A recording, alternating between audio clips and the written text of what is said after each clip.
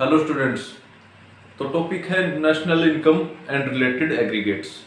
ठीक है, तो टॉपिक का नाम नेशनल इनकम, जैसे पिछला चैप्टर था चैप्टर 1, तो उससे हमने गुड्स के बारे में सीख लिया था, इनकम क्या होती है वो देख लिया। ठीक है, अब नेशनल इनकम और डोमेस्टिक इनकम और इसके रिलेटेड एग्रीगेट्स हैं वो जरा अच्छे से देख लेते हैं। ठीक है, चैप्टर कुछ नहीं, बिल्कुल आसान है, जैसा पहला था उससे कुछ ज्यादा ही आसान है।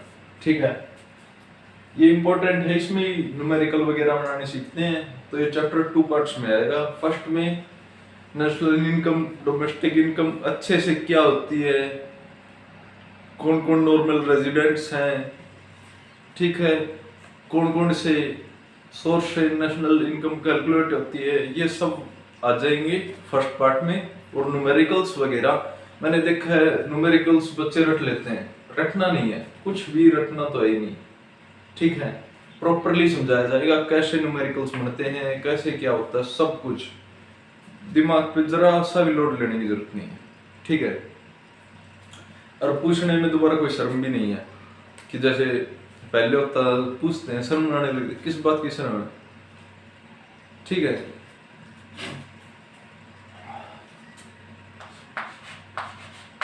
National income and related aggregates.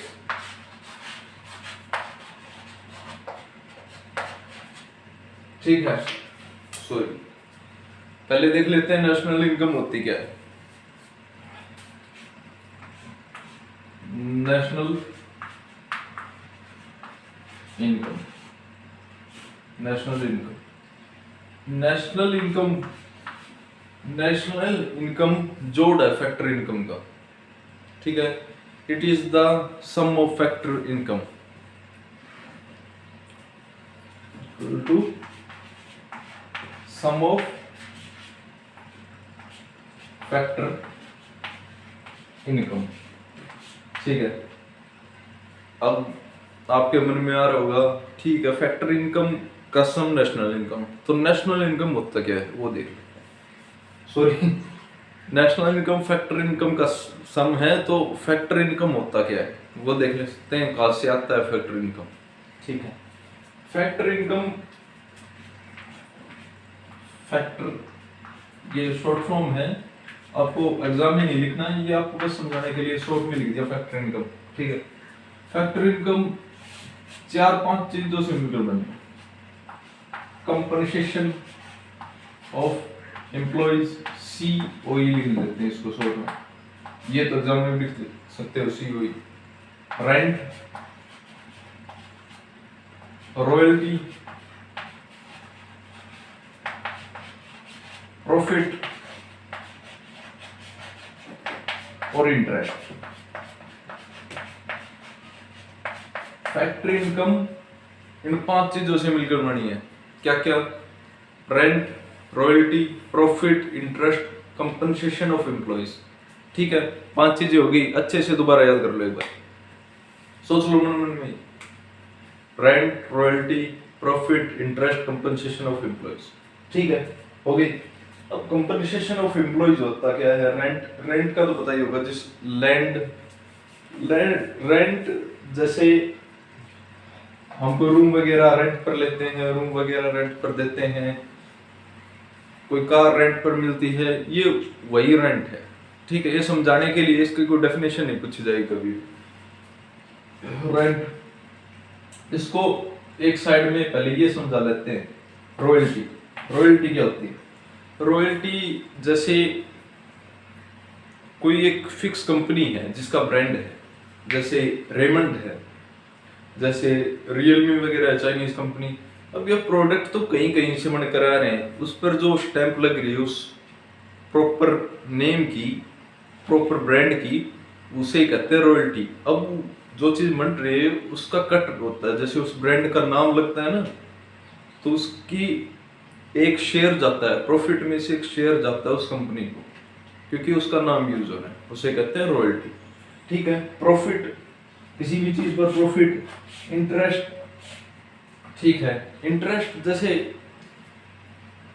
जैसे ब्याज में देते हैं ना पैसे, उस पे इंटरेस्ट, या फिर जो आपने इन्वेस्टमेंट कर रखी है उसका प्रॉफिट भी इंटरेस्ट में आता है। ठीक है। कंपनसेशन ऑफ एम्प्लॉइज, ये बड़ी खतरनाक चीज है, इसको तो सेपरेट ही समझाता हूं। कंपनसेशन ऑफ एम्प्लॉइज, इसकी कोई खास डेफिनेशन तो नहीं पूछी जाती कभी। कंपनसेशन ऑफ एम्प्लॉइज, तब ये होता क्या वो देख लेते हैं।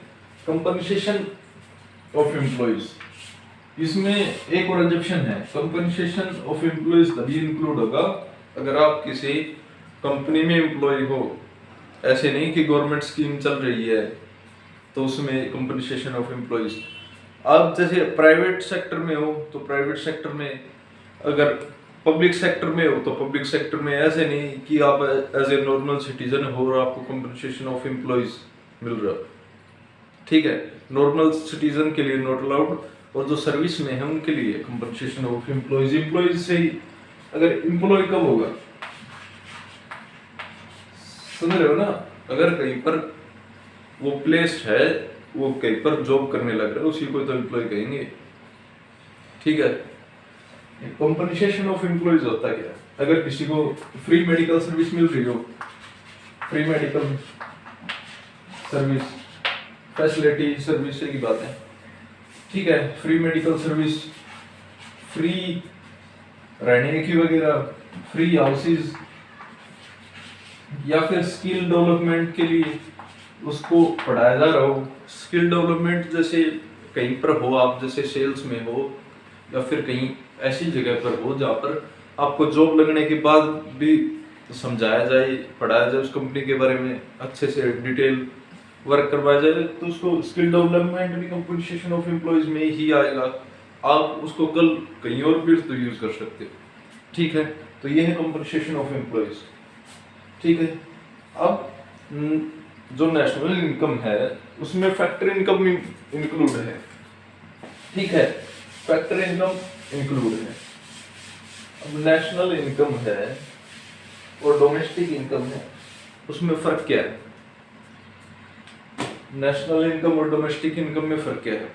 पर पहले ये समझ लेते हैं, नॉर्मल रेजिडेंस, सिटीजनशिप और जो नॉन सिटीजनशिप है उसके बीच में फर्क क्या है, माइनर्स का फर्क है। सिटीजनशिप, ठीक है।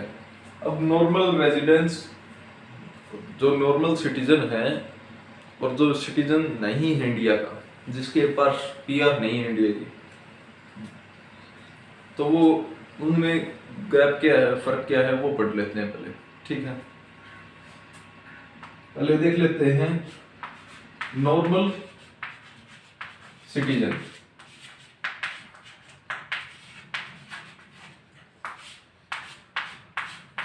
अब आप बताओ, आप इंडिया के सिटीजन हो तो आप कैसे सिटीजन हो? आप बाय बर्थ होगी, एक तो हो गया बाय बर्थ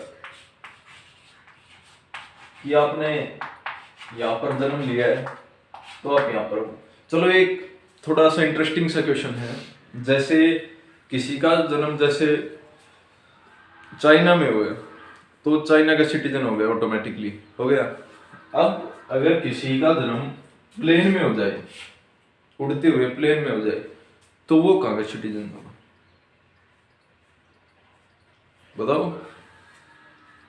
ये हुआ था किस्सा, तो वहां पर ऐसे जो फादर या मदर का जाति सिटीजन है वहां पर, क्या तो ये हो सकता है, या फिर जिस कंट्री में वो प्लेन है, सॉरी, तो वहां की सिटीजनशिप मिलेगी। ठीक है, लेकिन हम अब इसकी बात नहीं करें, हम देख रहे नॉर्मल सिटीजनशिप होती है क्या तो बाय बर्थ, या फिर उसने डॉक्यूमेंट्स वगैरह क्लियर कर रखे हैं सिटीजनशिप लेने के लिए। अब यूएस भी कहने लग रहा है कि हम सिटीजनशिप देंगे और 15 वर्किंग डेज में, कल परसों की न्यूज़ थी है शायद, 15 वर्किंग डेज में सिटीजनशिप लाने की कोशिश करेंगे। अब अगर आपका यस या नो में है तो 15 डेज में सिटीजनशिप मिलेगी।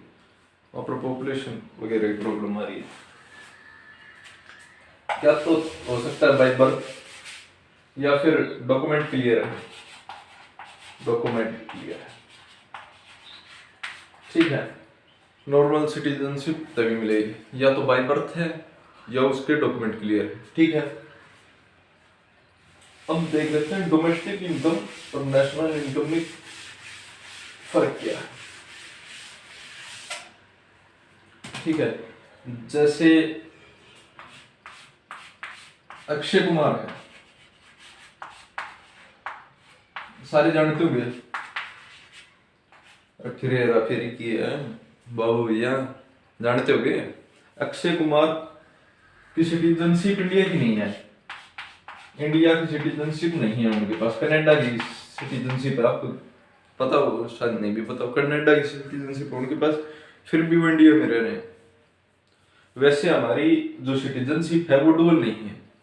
डुअल का मतलब एक ही सिटीजनशिप हो सकती है आपके पास एक टाइम की, या तो दूसरे देश की सिटीजनशिप ले लो या फिर हमारे देश की ले लो, एक ही है। कई देशों की डुअल सिटीजनशिप भी होती है, लेकिन इंडिया की वन सिटीजनशिप है, एक साथ एक ही देश के सिटीजन हो सकते हो आप, ठीक है। अब अक्षय कुमार के पास इंडिया की सिटीजनशिप नहीं है और वो रहता भी इंडिया में है, टैक्स भी इंडिया में पे करता है, वो कैसे करता है? जैसे पासपोर्ट एक्ट 1969 में ऐसा था कि अगर आप किसी दूसरे देश की सिटीजनशिप ले लेते हो तो आपको पासपोर्ट वगैरह इंडिया का और इंडिया की सिटीजनशिप भी आपको छोड़नी पड़ेगी, ठीक है। लेकिन एक हो रहा है OCI 2005 में, ये किसी समझदार बंदे का OCI, वैसे ये भी समझदार बंदे का काम था। OCI क्या होता है? Overseas citizenship of India, overseas citizenship of India. Overseas क्या होता है? आप इसमें एक एक्सेप्शन भी है। ओवरसीज पहले ये देख लेते हो OCI होता क्या है। OCI ये है, जैसे अक्षय कुमार है, एक लिख लेते हैं, वो कनाडा का सिटीजन है और वो इंडिया में आ रहा है, टैक्स भी यहीं पे करेगा, टैक्स भी यहीं पर पे करेगा, काम भी करेगा, एज ए नॉर्मल सिटीजन उसको ट्रीट किया जाएगा। वैसे तो सभी को एज ए नॉर्मल सिटीजन ही ट्रीट किया जाता है, कोई ज्यादा भेदभाव तो होता ही नहीं है। पहली बात, उसको खास तौर से और देखा जाता है। जैसे अक्षय कुमार इंडिया में करने लग रहा है फिलहाल सारा काम, टैक्स भी यहीं पे करता है, रहता भी यहीं है, बस सिटीजनशिप नहीं है, ठीक है। OCI इसी को ही कहते हैं, पर इसमें एक्सेप्शन है। पाकिस्तान का कोई भी OCI नहीं कर सकता, ना ही बांग्लादेश का। हाँ, कोई चाइना का के OCI कर सकता है, इससे देश को प्रॉफिट है। तो OCI का फंडा ये था, ठीक है।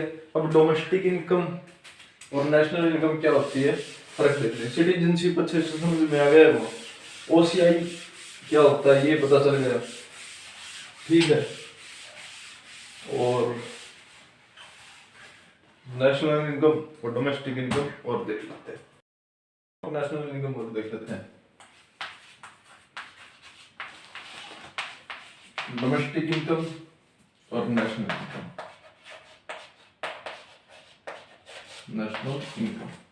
ठीक है, डिफरेंस लेके चलेंगे। Domestic income, national income. Domestic income में ये फर्क नहीं पड़ता आप यहाँ के रेजिडेंट्स हो, सिटीजन हो या कहीं और के हो, बस आप यहाँ पर आके जिस कंट्री में काम कर रहे हो और वहां पर आप अर्निंग करने लग रहे हो। जैसे A सिटीजन है इंडिया का और B है अमेरिका का, ये दोनों इंडिया में काम करने लग रहे हैं, ठीक है। तो ये डोमेस्टिक इनकम में कैलकुलेट होगा, ठीक है। इसकी डेफिनेशन क्या हो जाएगी? It is the sum of residents and non residents people income. तो उन दोनों की इनकम का सम डोमेस्टिक इनकम, ठीक है। अब नेशनल इनकम क्या है? नेशनल इनकम में डोमेस्टिक है और जो इसमें जैसे कोई एक और कैलकुलेशन, सॉरी एक और चीज बताना भूल गया इसमें, कि अगर कोई दूसरे देश में इंडिया का बाहर जाके काम करने लग रहा है उसकी इंक्लूड नहीं होगी। डोमेस्टिक में जो बाहर जाके काम करने लग रहे हैं, जैसे इंडियन एम्बेसी में है, कोई एनआरआई वगैरह है, उसकी इंक्लूड नहीं होगी। ठीक है, और ये इससे वाइस वर्सा ये इंक्लूड होगी। ठीक है, जैसे इसमें डोमेस्टिक तो इंक्लूड हो ही रही है, ठीक है, इसमें ये भी इंक्लूड नहीं होगा, ये बाद में माइनस हो जाएगा, ये बता दिया जाएगा डोमेस्टिक इंक्लूड होगा और जो बाहर काम कर रहे हैं वो भी। ठीक है, इसमें ये हट जाएगा, वो कैसे हटेगा वो देख लेते हैं। डोमेस्टिक हो गया, नेशनल हो गया, ठीक है, domestic national income,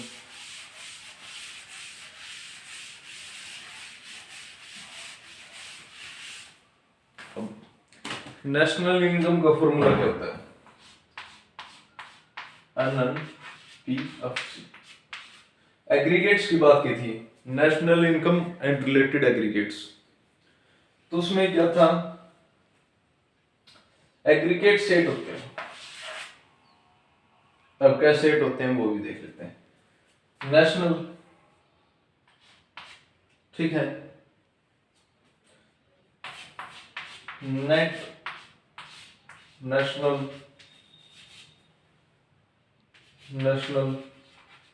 product at factor cost. ठीक है, थोड़ी राइटिंग अच्छी नहीं है, चलो अच्छी करने की कोशिश कर लेते हैं।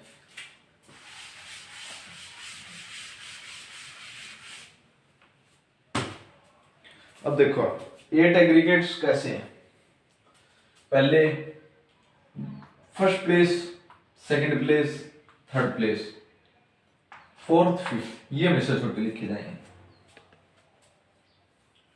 ठीक है, यहां पर क्या आ सकता है, ग्रोस या नेट, यहां पर इसके अलावा कोई आएगा नहीं दूसरा, क्या तो ग्रोस या नेट दिख रहा है, एक मिनट देख लेता हूं, हाँ दिख रहा है अच्छे से, कोई प्रॉब्लम नहीं। ग्रोस या नेट, सेकंड प्लेस पे नेशनल या डोमेस्टिक, लिख देता हूं साइड में, ग्रोस या नेट, यहां पर नेशनल या डोमेस्टिक, ठीक है, इनके अलावा कुछ नहीं। थर्ड पे प्रोडक्ट है तो प्रोडक्ट भी, कोई प्रॉब्लम नहीं प्रोडक्ट में, तो प्रोडक्ट और छोड़ दो। यहां पर मार्केट प्राइस या फैक्टर प्राइस, ठीक है, हो गया, ठीक है। अब ग्रोस वैल्यू एडिड भी आ जाता है, ग्रोस वैल्यू एडिड, वो जीडीपी की इक्वल है GVPMP, ये छोटे, वैल्यू एडिड और डोमेस्टिक प्रोडक्ट इक्वल है, ये बात ध्यान रखना, ठीक है। अब ये फॉर्मूले कैसे बनेंगे वो देख लेते हैं, ग्रोस से नेशनल, नेशनल से डोमेस्टिक, पहले ये देख लेते हैं एक बार, पहले ये समझा देते हैं न्यूमेरिकल कैसे बनते हैं, ठीक है। न्यूमेरिकल्स,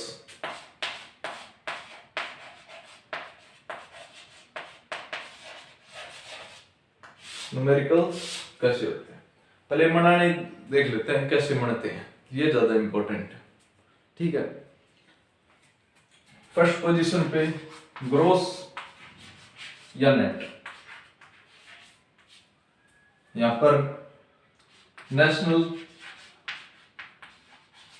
या डोमेस्टिक, यहां पर फैक्टर या मार्केट प्राइस ठीक लगते हैं। अब ग्रोस से नेट में बदलना हो तो बताया था आपको डेप्रिसिएशन, ग्रोस और नेट के बीच का डिफरेंस डेप्रिसिएशन। अब ग्रोस का मैंने बताया था, ये जैसे दो पावर है, ये एक पावर है, तो डेप्रिसिएशन इसमें ऐड होगा ना, डेप्रिसिएशन का भी एक ही मान लो +1, ठीक है, दिख रहा है। अब इन दोनों इसको बढ़ाना हो तो प्लस में डेप्रिसिएशन, अब ये बनाना हो तो माइनस में डेप्रिसिएशन। नेट में डेप्रिसिएशन प्लस होगा, ग्रोस में डेप्रिसिएशन माइनस होगा, नेट में प्लस ग्रोस में माइनस, ठीक है, प्लस माइनस, क्या किस में प्लस होगा किस में माइनस होगा, नेट में प्लस ग्रोस में माइनस, ठीक है। अब नेशनल और डोमेस्टिक देख लेते हैं। नेशनल और डोमेस्टिक के बीच में गैप है NFI,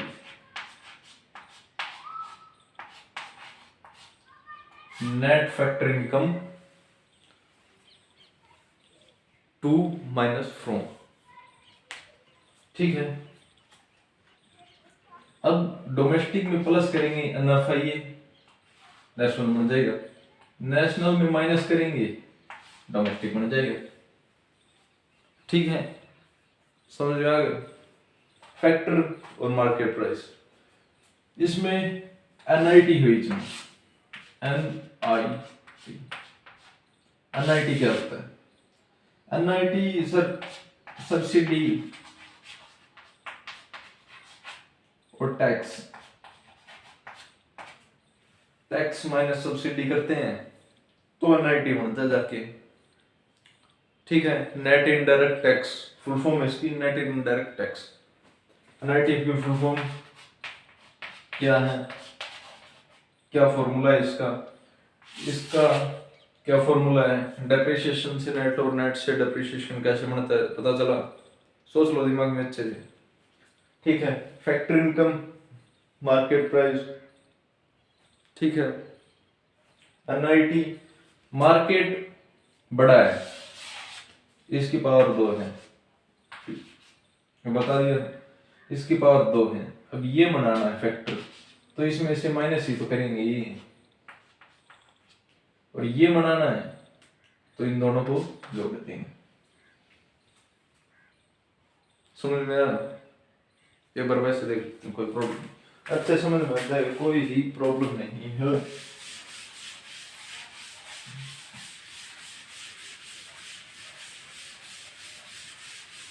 क्या सोचना है यार,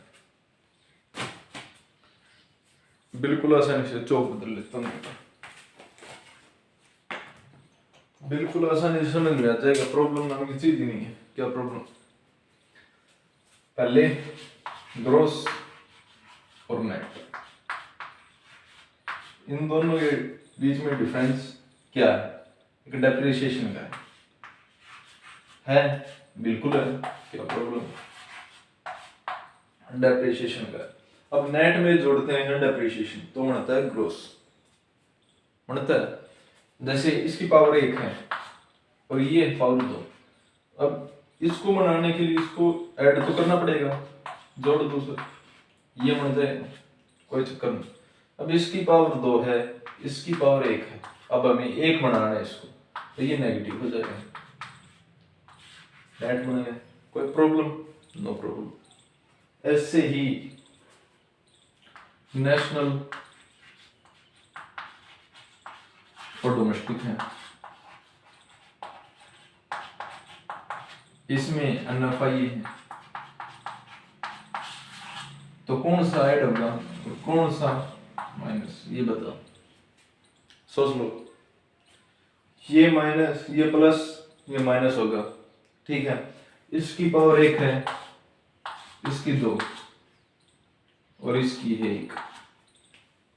अब 2 बनाने के लिए इन दोनों को जोड़ना पड़ेगा, और 1 बनाने के लिए क्या तो ये माइनस होगा, अगर ये नहीं दे रखा तो ये माइनस होगा, इसको निकालने के लिए होगा। एग्जाम्पल ले लेते हैं, छोड़ दो सारी बात, तो इसका एग्जाम्पल तो लेके दिखाई दिया था पिछली क्लास में, इसको देख लेते हैं। नेशनल ऐसे आएंगे नहीं क्वेश्चन, एज एग्जाम्पल बता रहा हूं, domestic plus NFI 5 equal to 3 plus 2। ठीक है, अब जैसे 2 की जगह x दे रखा है, NFI A की जगह x दे रखा है। अब x को निकालने के लिए माइनस करेंगे, 2 आएगा तो NFI आ गया 2। अगर 2 ये दे रखा है, 5 ये दे रखा है, डोमेस्टिक निकालना हो, माइनस कर लो इसको, 3 आ गया। ठीक है, तो ऐसा ही फंडा है, कोई प्रॉब्लम नहीं। ठीक है, अब बच गया फैक्टर और मार्केट। मार्केट को 2 ले लो, फैक्टर को 1।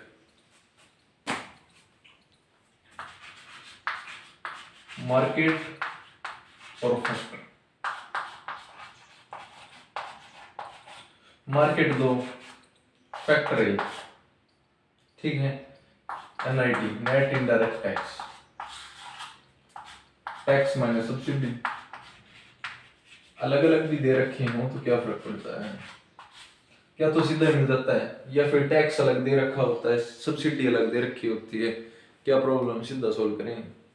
ठीक है, अब 2 है, ये भी एक ही है, प्लस ये 2 बनेंगे। Example, market price plus factor price, sorry, equal two factor price plus NIT, ये 2 ये 5 इक्वल टू 7।